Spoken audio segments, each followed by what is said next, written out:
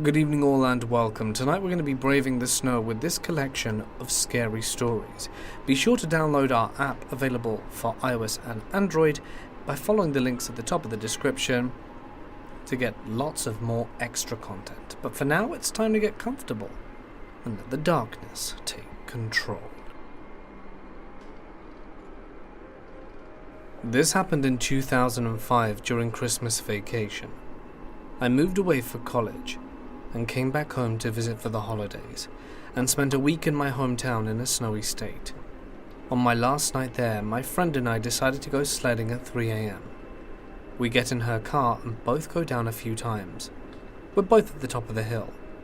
She gets ready to go again, but I stop her. She asks what's wrong, and I tell her that I had a bad feeling. The hair on the back of my neck was standing up and I felt nervous. I told her we needed to leave now, and we drive back to my family home.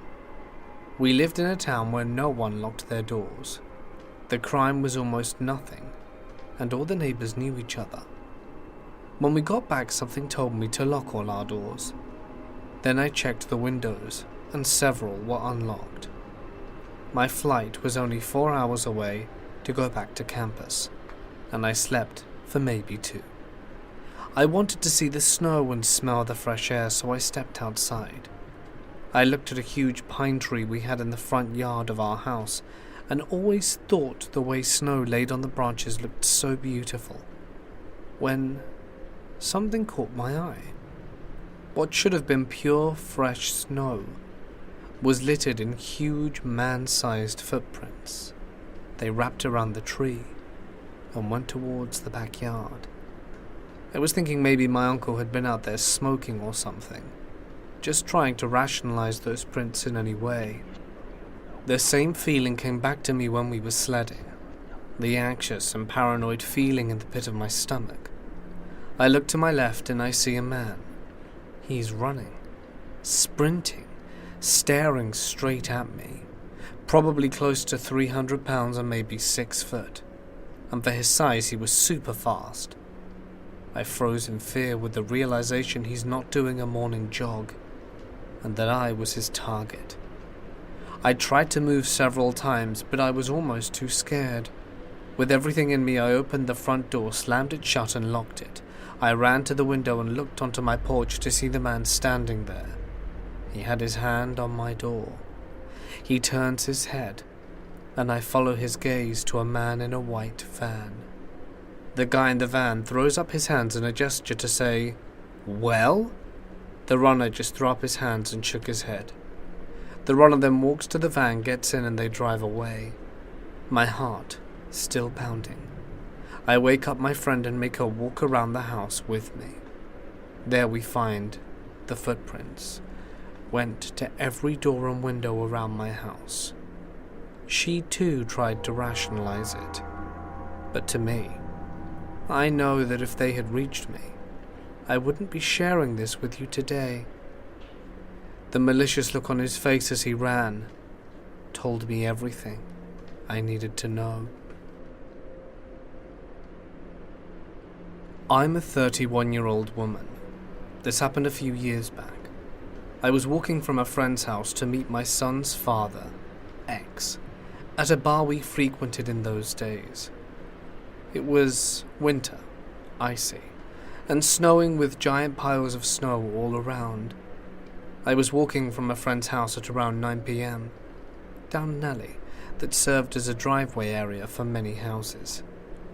Not a great neighborhood, but not particularly bad either. I was wearing my apocalypse boots, waterproof, knee-high, winterproof. I usually have headphones in blaring music as I walk, but for some reason that night I decided not to. In hindsight, that was what saved me. I'm about the equivalent of 2 to 3 blocks away from the bar. There's a younger guy in his early 20s walking about 50 feet behind me. "Hey you!" I turn around. It seems he's talking to someone else. "Hey!" I look back, then continue walking. "Yeah, you! No, don't turn around, sweetheart!" I start to walk faster, as I realize he's getting closer. Ahead of me I see an SUV running, backed out of a parking spot but blocking my path. I turn around and there's another guy. The door to the SUV opens and there's a couple of guys in it looking at me. One guy gets out and stands by the open door. I turn to look at the guy behind me. Out of nowhere, about 5 more guys come out, surrounding me from a distance, slowly closing in. The realization that they were hiding behind piles of plowed snow just hit me. I realize they are just standing and watching me. A couple of them had their phones out and were recording something that was about to go down. Someone was smiling and closing in on me, trying to get me to walk to the SUV. Fight or flight kicked in, and I decided I didn't want to know what was about to happen. I wanted to catch them off guard. So instead of running forward, I bolted to the left. Thank God for those boots. I could run across the ice no problem, and ended up cutting through a few yards and made it to the bar. The guys were trying to get me into the SUV while filming, and I'm sure I wouldn't be here today had I not run that way. I'm a 21-year-old female, and this story took place when I was around 11. I remember this day clearly because it was the first time I was ever allowed to walk to school and back by myself. Up until the age of 14, I lived in what we thought was a safe place in Chautauqua County, New York. Everyone knew everyone. If you thought you could get away with something, then be prepared to have your ear abused by the time you got home. There was this one day, though. It was a cold winter day, and school unfortunately was still open, so all the neighborhood kids had to walk through knee-height inches of snow just to get to school. It took me longer to leave the house as I was used to walking with my older sisters to school, since she knew the route better than me. I always used to make fun of her for being paranoid and taking different routes every day from school, but after that day, I learned that was what saved my life. As I was waiting by the door to leave, my mum came up to me and told me that I should ride with her to drop me off because my sister was too sick to go in today. Being a brat, I made a big deal about walking by myself because I was almost 12 years old, and all my friends' parents let them walk alone. She looked at me for a long while, then told me to make sure I paid attention to cars. I got hit by a car and almost died when I was 9, so the worry that showed on her face was well warranted. Hurriedly, I nodded and headed out the door to go to school. My sister didn't like to dilly-dally, so she was always in a rush to get to school early, but seeing as it was just me, I thought it would be a good idea to take my time. I would play in the brown slush that was left on the side of the road, and even make funny-looking snowballs to see how far I could throw them. Halfway to school, I noticed a white van following behind me. Being the playful child I was, if I had not been bending down to make another snowball, I wouldn't have noticed it slowly creeping up the street. I told myself I was being stupid, but continued more hurriedly to school. Once I got to school, I took a quick glance over my shoulder and saw the van a few feet behind me. It wasn't until I was on school grounds that it drove away fast by me. I thought that would be the end of it, but throughout the day when I would stare out the window, the van would be there. I assumed that it never really left, just parked. Many adults would try to convince me years later that maybe it wasn't the same one, but I knew it was. The van had a bright yellow smile emoji sticker on it. I couldn't see who was in the van, but through the tinted glass I knew they could see me. It was now the end of the day, and I wasn't ready to go home. It was too late to call my mum because she was at work and my sister was at home sick. I had to suck it up and start walking. I tried to blend in with a group of kids, but most of them were car riders, and the others didn't live near me. Remembering what my sister told me, I took another route home. I didn't memorize this route clearly, but I decided anything was better than being spotted by the van. I made it to my main street, but realized my mistake too late. The route I took led back to the main street where I walked to school. Hidden behind a row of cars was the white van with the smiley sticker emoji. I tried to stay calm and walk past, but once I heard the van door slightly open, I ran. I could hear the rush of 2 pairs of heavy footfalls behind me. They were getting closer, so I did what any normal kid would do. I cut corners. I cut into someone's backyard until I was directly in sight of my house and forced myself into the thick snow to make it to the door. My heart was racing, not because I was running, but because I could still hear them behind me. I made it to the door and banged with all my might until someone came to the door. My sister looked confused, but one look at my face and she pulled me inside and locked the doors. The van was still outside. Truthfully, it stayed out there until my brother got home. Me and my sister don't talk about it, but we both knew how close it was for me to go missing. I hadn't thought about this incident in years, but one of my hometown friends showed me an article that came out in 2013.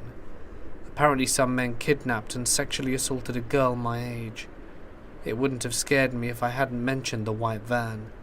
Whoever you are that attempted to kidnap me, and do God knows what else, let's not meet. My siblings and I went on a ghost tour in Naperville, Illinois, from 8 to 10 p.m., November 1st, 2019. It was drizzling and around 35 degrees Fahrenheit. There was also leftover snow on the ground from the 3 inches we got the day before. This was my first tour where EMF detectors got provided for us. The detectors were the Ghost Meter brand. The detectors beeped and flashed, and I had my detector on at full volume the whole time. We got some beeps and blips throughout the tour, but it didn't get interesting until we arrived at the exact spot of the 1946 Naperville train disaster. The disaster left 45 dead when an 80-mile-an-hour train rear-ended a stationary one. We were walking up the street where the public lined up the corpses and put body parts like puzzle pieces back together. All at once, everyone's detectors started going off when we were halfway down the block. Then our guide comes up to me, and the conversation goes as follows. If someone's here, can you make this beep slower? And my detector beeps slow down. I say, can you make it stop? It stops. Everyone's detectors were still going on but mine. The detector still read a 2. The guide asks, are you a World War II soldier? And the beeping started up again. When I ask, would you be surprised to know that the year is 2019? And the beeping stops abruptly. Then I ask again, were you on the train? The beeping starts again. We're sorry you died on the train. The guide then goes, you can go now, head to the light. Then all the detectors stopped, and the reading went down to 0. We all sat there in shock for a good 15 seconds. We might have just helped a spirit move on. I've always been interested in the paranormal, but have never been a full believer in ghosts. Being there and having this happen to me on my EMF has definitely made me think different now. Queen Anne Hill in Seattle is so steep on the south end of it seems like about 40 degrees, that if there is any snow or ice on it, that section of road is closed and buses do not even attempt to service the area. You can still access it from the north end though. Well, one winter's day, with snow laying several inches thick on the ground, a young woman took her baby to the bus stop. Her mother was in the hospital and she wanted to visit her. She had moved there recently and was not yet aware the bus was not coming. In the cold with no one walking by, she slipped into hypothermia and drifted mentally. Her baby cried and cried, and she was unable to rouse herself or even realize anything was wrong. Buses, after all, always seem to be taking a long time to get to your stop when you're waiting. Then a car appeared in front of her. A man and a woman got out of the car and asked her what she was doing there. She explained about her mother and how they explained about the bus. They got her and the baby into the car, put a blanket over them and got them to the nearest hospital. My brother and his wife had to visit someone on QA Hill for business. They heard a baby crying when they got out of the car and presumed someone had a desperate need to get to the store for something. When they came back out about 15 to 20 minutes later though, and still heard those cries, they decided to investigate. They probably saved 2 lives, 3, if hearing of their deaths had impacted the grandma's health. I suppose sometimes you get to be the angel. This is something that has been happening for years in my family. It all started many years ago, maybe 2011, when me, my mum and my brother were outside shoveling snow. We're all focused on what we're doing because we wanted to finish quickly before Dad got home. So we're all in the driveway when suddenly a blue light anomaly appears. The light came from behind me. It did not cast my shadow, none at all for that matter. It was pitch black outside in February, and there were no nearby streetlights. The only light source came from the spotlights from our house, which stood no further than 20 meters, and the spotlights were not blue and could not shine very brightly. They also were in front of me and pointed to the ground. My first reaction was to look behind me, and there was nothing. All I see is snow falling in the black sky. I look at my mum and she's already looking at me like, "Did you see that?" My brother at this point turns around and says, "I saw it too." We tried to figure out what created the blue light. We listened for cars and watched for headlights, but you couldn't hear any vehicle or helicopter. We speculated about police looking for someone with a chopper. Our neighbors weren't home. We live in the woods, and rarely are other people seen in this neighborhood that don't live here. What gives me the goosebumps is the light just appeared in an instant and was gone. We had just enough time to react and then it vanished. To this day, it's the only time in my life I can't come up with an explanation. I was 13 when the light appeared for the first time. I'm 21 now, and it's been with me growing up. Every now and then at the corner of my eye when it's dark, a blue light will appear somewhere, but it's not often. It just comes and goes. Basically flickers to life and goes away. And I know I'm not imagining it, because someone else saw it too. My mum and brother also experience it from time to time. I certainly believe in the paranormal to some extent because of it, and I'd love to hear your thoughts on what this phantom light that appeared in the snow could be. A few years ago, my parents and I had moved out to the Maritimes. My parents were retiring, and I was done with high school. Our house is situated at the very center of, and I mean literally the center of, a village. There are 20 people in this place at most. The house is 300 feet from the road and has forests surrounding it, except the front, which are fields that border the driveway. The year we moved in, I ended up moving away to Ottawa for school.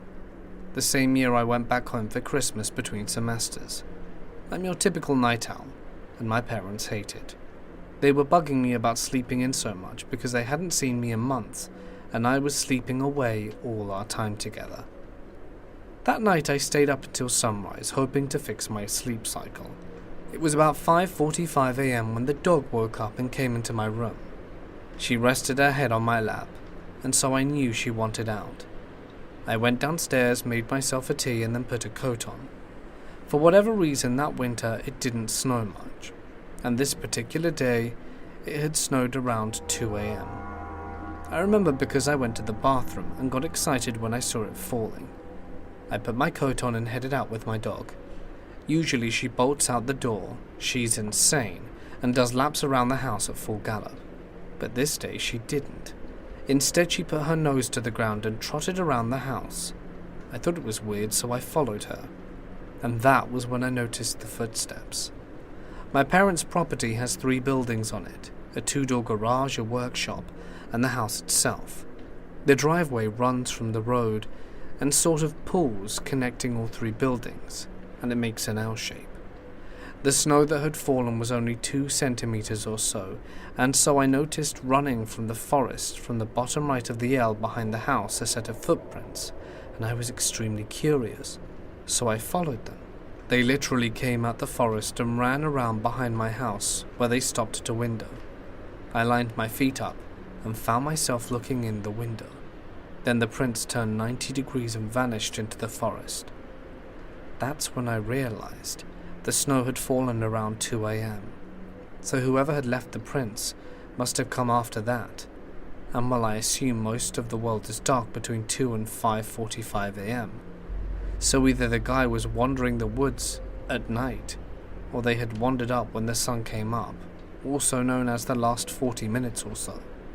So I shouted for my dog and we hustled inside. I told my dad, and he told me he left the prints, which is BS because I was up all night and heard him snoring. Thanks for trying to calm my nerves anyway though, Dad. This is a story my dad shared with me when he worked as a trucker. It always haunts him, and he doesn't like to share it often, but here it is. This must have happened at least 50 years ago. He was a truck driver and was doing a big shipment up to somewhere in the north of the country.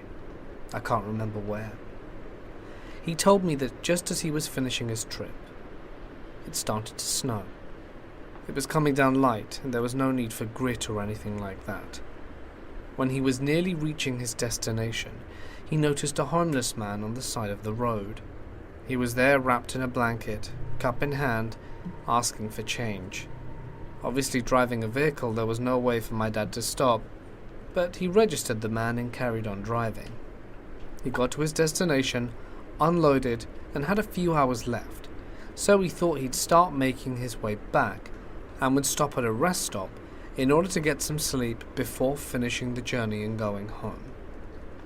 On his way back, the snow was starting to get deep, and the temperature plummeting.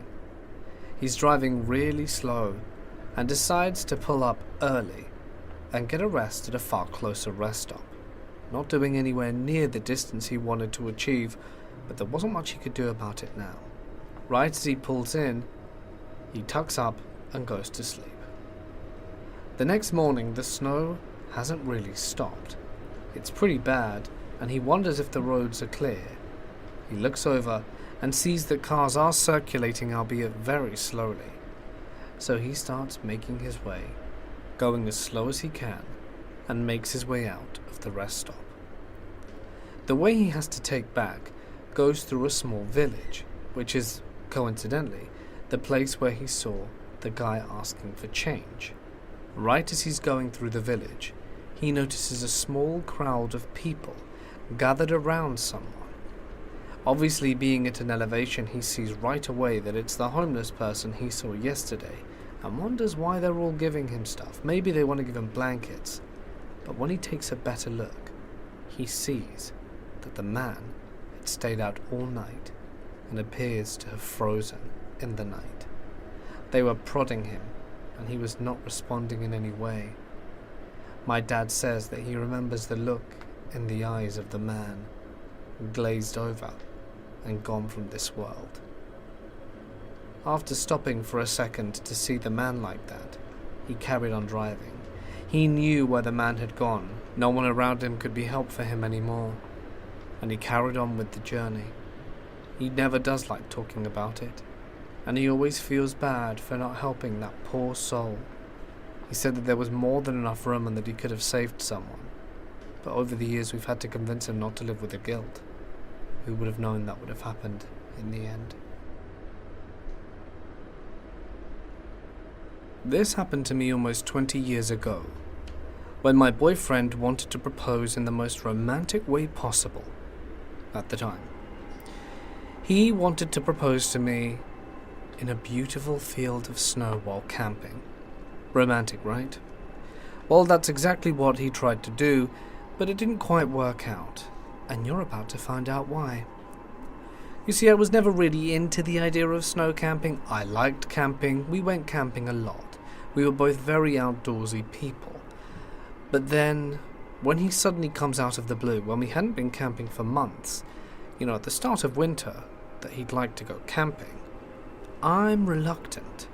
You see, our camping gear wasn't really designed for the snow, nor had we ever been snow camping, and after reading up on it, it definitely looked like a lot more effort than it was worth, and I said to him I wasn't really sure about it.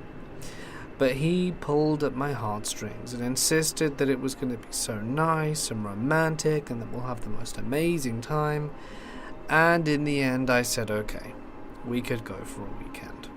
According to him, that would be all we needed, and we packed up all of our regular camping stuff into the back of the car. I asked him if we needed anything special for snow camping, and he said that he had bought a special sheet to put over the tent, as well as better insulated sleeping bags. Great. You know what? I trusted his judgment, and I thought it would be fun. So we went off in the car, drove the 3 hours or so it took to get there, and started doing the hike to get to where our camping spot would be. It's a lot harder hiking in snow, I'm going to tell you that. And although it wasn't snowing very hard, it definitely made everything feel a lot more challenging, at least to me. Everything felt heavier, I felt slower, and generally more uncomfortable. But when we finally made it to the small clearing where we were going to be camping, he found a spot and cleared away the snow. We explored the area, and it was relatively uninteresting. It was a bit uphill, but it was a nice flat area. Now I need to point out that at this part that we were on, if you wanted to go down, it would be a decline in most directions, and there was one specific part that looked especially dangerous. I don't want to say sheer as in cliff, but if you were to fall down it, you weren't going to have a good time. We prepared the area and started to have some dinner and pleasant conversation. The sun was starting to go down, and I was already feeling quite exhausted from the day, so we set up the tent, put the sleeping bags in, and just start winding down.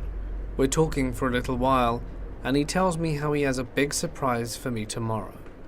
We'd already been together for a while at this point, and I'm gonna be honest, I was expecting my ring, and was really hoping this is what he meant.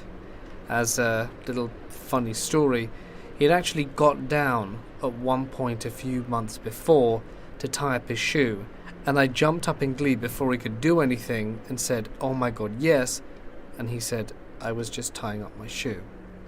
And I felt like the biggest shoe in the world.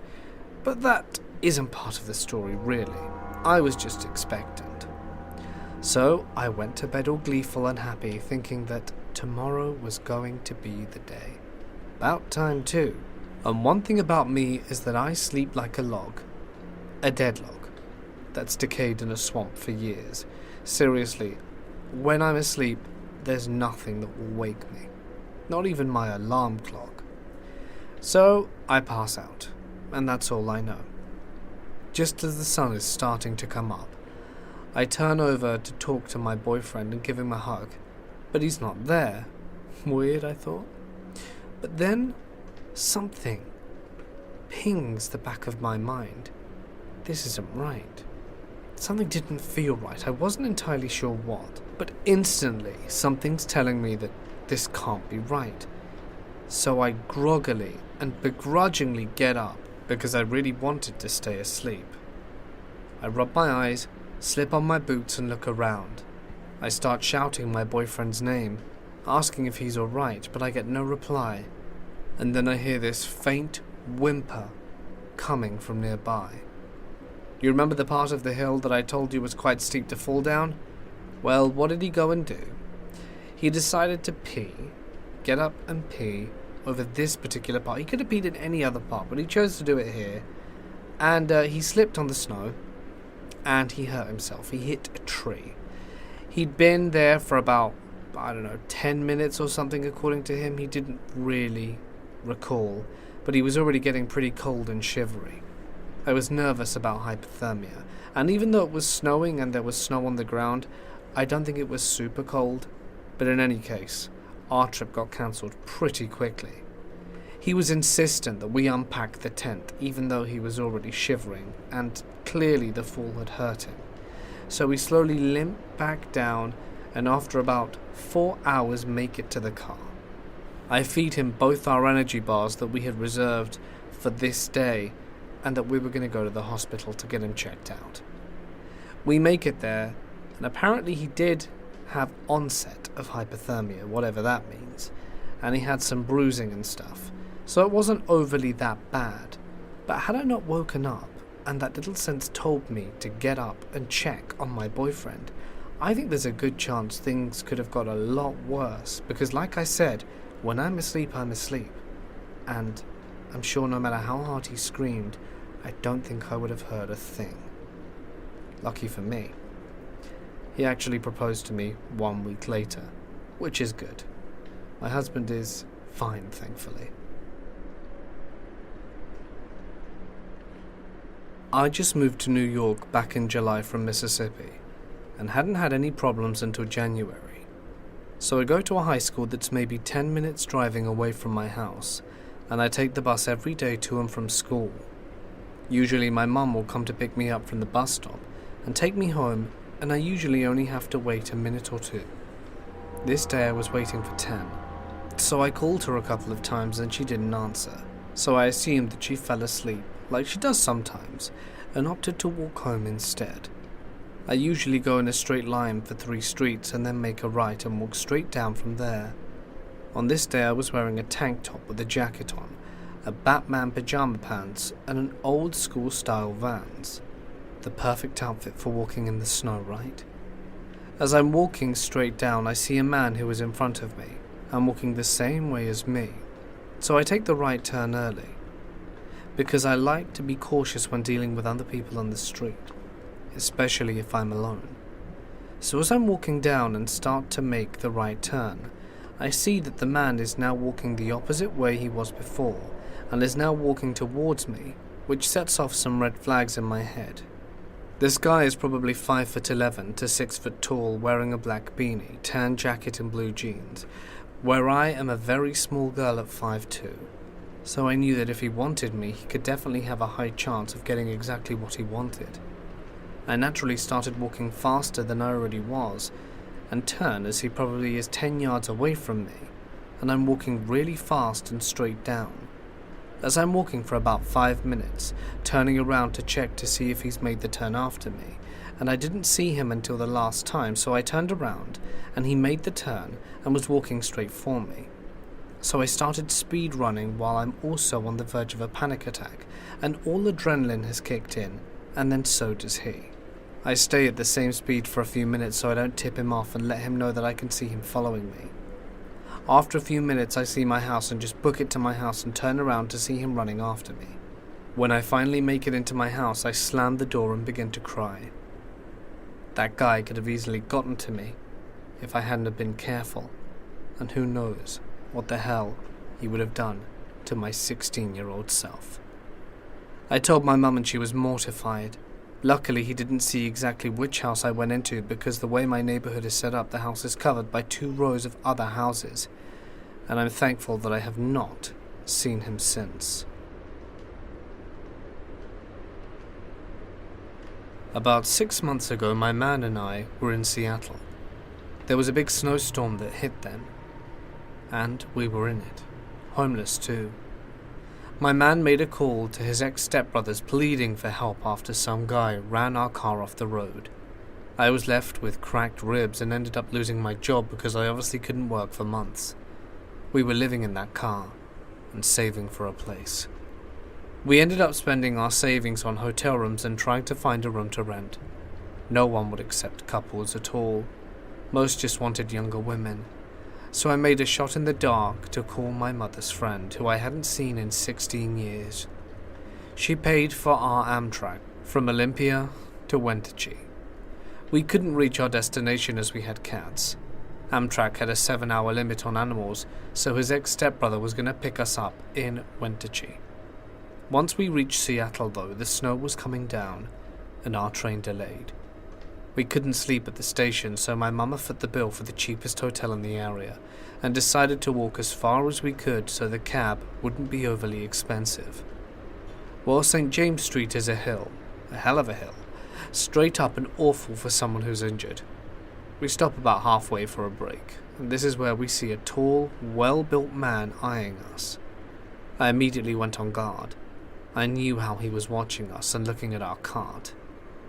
We had stolen an Amtrak cart and covered our cats with blankets and some cured them down. They looked like luggage, well-kept luggage. He kept getting closer and walking on either side of us. My brain thought, these are my babies. and I told my man we should make it to the next block, and he followed us. But I was tired, and my chest ached. We had to stop. So did he. I was done at this point. He ignored my man because I'm sure he saw me in pain and thought he could intimidate me or something. And once he was within a foot of the cart he was so fixated on, I stepped up. "Hello, can I help you with something?" I made sure to say it very loudly to grab his attention. About 5 people looked at us. His eyes met mine, and I felt the challenge in his. I turned my smile into a glare and challenged him right back, and he stepped closer to me. "I dare you to try," I growled. He wanted our stuff. He didn't know only cats were under the blankets. Doubt he would have believed that anyway. The man glared back at me and then looked at my man, then back at me. "Walk away," I said lowly at my limit. Come hell or high water, cracked rib or not, he wasn't going to touch the cart holding my fur babies. And my man came up to my side. He's skinny but strong. Makes me mad when we wrestle. He always wins. Thank the Lord this was enough for the guy to finally look around at the few bystanders watching the ordeal go down, and after a few more seconds just turned and began walking away. We called a cab the moment he was out of sight. This happened only about 10 minutes after we'd left, and I knew he was trying to rob us. Must have looked like easy targets, and I was hurt and it showed. And the look in his eyes confirmed everything, the intent to hurt. But I honestly would have risked hurting myself further to protect my man and cats. I knew my man could handle this, but that's not who I am. Fear is felt initially, but I push it away. I can be scared after I'm safe. I would have become that guy's worst nightmare had he taken one more step. This happened when I was around 6 or 7. We were going out with the family, my mother, father, older sister. There was snow outside on that day. It had already settled 4 to 6 centimeters at least on the ground. The car windows were foggy. Here's where it starts. Everyone was almost done and ready to get into the car, but I was already done, so I pressed the car key and got in. I got into the back seat. When I looked at the window, I saw a handprint at the window in the inside of the car. First I thought, okay, nothing special. I was 6 or 7, so what should I think about it? But then I looked more at it and noticed it had an extra joint. I counted them. The reason was because their fingers were extremely long. Then I saw my family coming, and for some reason thought it best to wipe the handprint off. They never saw it, and I never spoke of it. I'm coming up to 19 and it happened 10 years ago, but the more I think about it, the weirder it gets. One, it was a fresh handprint on a foggy window, on the inside of a car, and no one had got in yet. I was the first person, and I checked the car and couldn't find anything or anyone. Who the hell could have done it?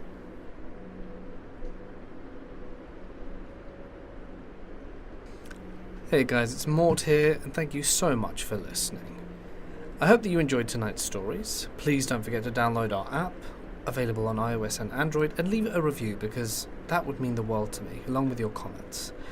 So, if you'd like to hear more of this topic, please do let me know. I'd also like to extend a huge thank you to my members and patrons whose names are on screen, who really help keep the channel running, and your support is invaluable. Thank you so much. I'm going to wrap things up here though, before it gets too cold. If you want to see another video, links on screen now, maybe check one of those out, but if not, stay awesome, and I'll see you in the next one.